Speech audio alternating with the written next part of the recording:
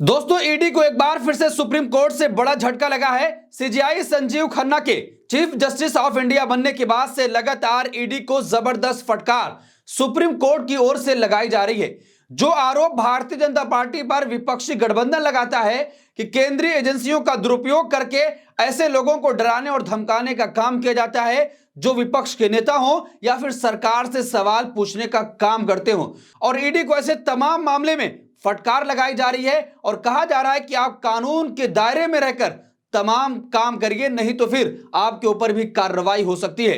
अब ताजा मामला जिस तरीके से सुप्रीम कोर्ट पहुंचा था कि ईडी किसी के लैपटॉप और मोबाइल फोन को अब नहीं जब्त कर सकती है। सुप्रीम कोर्ट ने साफ तौर पर कहा और एक लक्ष्मण रेखा भी खींच दी है कि आप किसी के डेटा को कॉपी भी नहीं कर सकते। तो दोस्तों, जिस तरीके से लगातार पिछले 10 सालों में ईडी की कार्रवाई हो रही है, या तो विपक्ष के नेताओं पर कार्रवाई होती है या ऐसे लोगों पर कार्रवाई होती है जो सरकार से सवाल पूछने का काम करते हैं। तो सुप्रीम कोर्ट से ईडी की इस फटकार के बाद से ईडी की भी तो हालत खराब हुई है और साथ ही साथ केंद्र सरकार को भी जबरदस्त झटका लगा है कि ईडी का इस्तेमाल करके जो विपक्ष आरोप लगाता है कि नेताओं को डराने का काम किया जाता है और उसके बाद उनके सारे चीजों को जब्त कर लिया जाता है। अब सुप्रीम कोर्ट सख्त हुआ है और कहा है कि आप किसी के डेटा को भी कॉपी नहीं कर सकते हैं। जब्त करना तो दूर की बात, आप किसी के मोबाइल फोन या लैपटॉप से कुछ भी चीज कॉपी तक नहीं कर सकते हैं। और क्या कुछ कहा है सुप्रीम कोर्ट ने, किस मामले में सुनवाई हो रही थी, विस्तार से चर्चा करेंगे। देखिए, पहले हेडिंग पर नजर डालते हैं कि सुप्रीम कोर्ट ने ईडी को क्या फटकार लगाई है।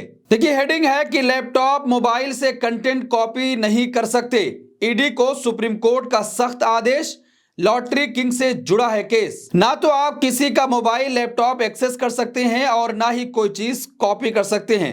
सुप्रीम कोर्ट ने ईडी के लिए खींची लक्ष्मण रेखा। एक दूसरी हेडिंग है, सुप्रीम कोर्ट ने खींच दी लक्ष्मण रेखा, छापे में जब्त लैपटॉप और मोबाइल डाटा कॉपी नहीं कर पाएगी ईडी।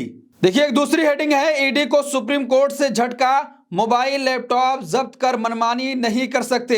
तो दोस्तों, जिस तरीके से लगातार ऐसी खबरें आपको देखने को मिलती थी कि ईडी की कार्रवाई हुई और सारी चीजें ईडी जब्त करके लेकर चली जाती थी, चाहे वो न्यूज क्लिक का मामला हो या दूसरी जगह मामला हो कि जो सरकार से सवाल पूछने का काम कर रहे थे, तो उन तमाम मामलों में ईडी ऐसी कार्रवाई करती थी और मनमानी तरीके से तमाम चीजों को उठाकर ले जाती थी। लेकिन अब सुप्रीम कोर्ट सख्त हुआ है और कहा कि आप ना तो जब्त कर सकते हैं और ना ही कॉपी कर सकते हैं। देखिए, खबर आपके स्क्रीन पर है। सुप्रीम कोर्ट ने ईडी को ऐसा झटका दिया है कि शायद उसको अब नागरिकों के खिलाफ सबूत जुटाने के लिए काफी मशक्कत करनी पड़ सकती है। ईडी मोबाइल लैपटॉप जैसे उपकरणों को जब्त कर ही आसानी से सबूत जुटाती रहती थी। अदालत ने कहा कि ईडी नागरिकों के जब्त मोबाइल लैपटॉप जैसे उपकरणों तक ना पहुंच सकती है और ना ही उनको कॉपी कर सकती है। देखिए, मेघालय पुलिस की एक शिकायत के बाद ईडी ने 6 राज्यों में 22 जगहों पर तलाशी ली थी। इसमें आरोप लगाया गया था कि future gaming and hotel services private limited ने राज्य में लॉटरी के कारोबार पर अवैध रूप से कब्जा कर लिया है। तलाशी में 12 करोड़ 41 लाख रुपए नकद मिले थे। तो दोस्तों, यही वो कंपनी है जिसके जरिए से इलेक्टोरल बॉन्ड में तमाम पार्टियों को मोटा चंदा दिया गया था। अब उसके बाद ईडी की कार्रवाई हुई थी तो तमाम ऐसी चीजें जब्त कर ली गई थी। और एक और मामला है न्यूज क्लिक का मामला कि न्यूज क्लिक जब 2023 में उसकी ऑफिस पर रेड पड़ी तो तमाम चीजें ईडी उठाकर लेकर चली गई। उसके बाद लगातार यह आरोप लगाया जाता रहा कि ईडी सामान लेकर जाती है तो उसमें बहुत सारी चीजें जो नहीं भी होती हैं वो भी दिखा दिया जाता है। तो क्या अब सुप्रीम कोर्ट ने जिस तरीके से सख्त हुआ है और टिप्पणी करी है और सख्त आदेश दे दिया है कि आप ऐसी चीजों को ना तो जब्त कर सकते हैं और ना ही कॉपी कर सकते हैं, क्या मनमानी रुकेगी? क्या ईडी के अलावा सीबीआई और ऐसी तमाम जो एजेंसियां हैं वो भी ऐसी तमाम चीजों को जब्त करने से पहले एक बार सोचेंगी कि सुप्रीम कोर्ट अब बदल चुका है, क्योंकि सीजेआई संजीव खन्ना है और लगातार ऐसी कार्रवाई जो होती रही है उस पर वो रोक लगाने का काम कर रहे हैं। देखिए, द इंडियन एक्सप्रेस की एक रिपोर्ट के अनुसार 13 दिसंबर को जस्टिस अभय एस ओका और पंकज मित्तल ने आदेश दिया कि फ्यूचर गेमिंग मामले की सुनवाई इससे जुड़े अन्य मामलों के साथ की जाए।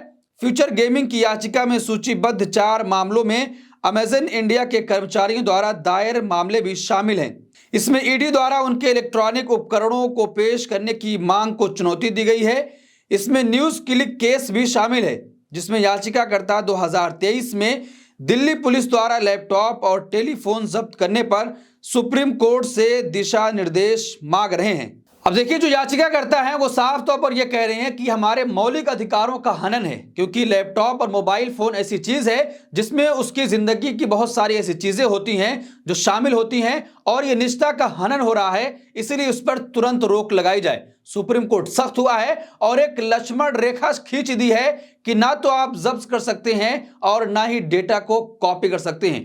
तो क्या इसके बाद अब ईडी जिस तरीके से लगातार कार्रवाई कर रही थी और ऐसी तमाम चीजों को जब्त कर लिया जाता था, क्या उस पर रोक लगेगी? और जिस तरीके से लगातार सुप्रीम कोर्ट सख्त हो रहा है, सीजेआई संजीव खन्ना के पद संभालने के बाद से लगातार ईडी को सुप्रीम कोर्ट से फटकार लगाई जा रही है और ऐसी तमाम कार्रवाइयों को रोकने की कोशिश की जा रही है।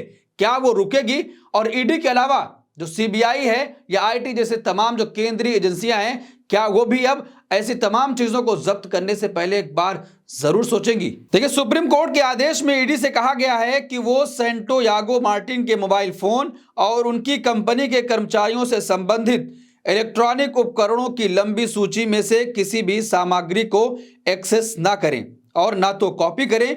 न्यायाधीशों ने पीएमएलए के तहत ईडी द्वारा जारी समन पर भी रोक लगा दी है। तो दोस्तों, जिस तरीके से इससे पहले पीएमएलए के तहत जो भी केस दर्ज हुए हैं, ईडी ने दर्ज किए हैं, 10 सालों में 5000 से ज्यादा केस दर्ज हुआ, महज 40 में सिर्फ लोगों को सजा हुई है।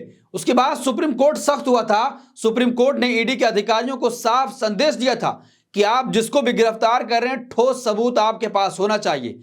अगर ठोस सबूत नहीं है तो फिर यहां से कार्रवाई आपके ऊपर भी हो सकती है, क्योंकि सबूत ना होने की बिना पर जब आप सुप्रीम कोर्ट या किसी और कोर्ट में जाते हैं तो वहां पर आपका मामला धराशायी हो जाता है। लेकिन उससे पहले जो आप गिरफ्तारी करते हैं वो पूरी तरीके से लोगों को परेशान करने का काम होता है। तो दोस्तों, इस पूरे मामले पर आप क्या सोचते हैं? आपकी क्या राय है कि जिस तरीके से लगातार सुप्रीम कोर्ट ईडी पर सख्त हो रहा है और ईडी की जो मनमानी लगातार ऐसी हो रही थी, खबरें देखने को मिलती थी, क्या उस पर रोक लगेगी सुप्रीम कोर्ट के सख्त होने के बाद? आपकी क्या राय है? कमेंट बॉक्स अपनी राय जरूर दें और ऐसी तमाम खबरों के लिए देखते रहिए देश नीति। धन्यवाद।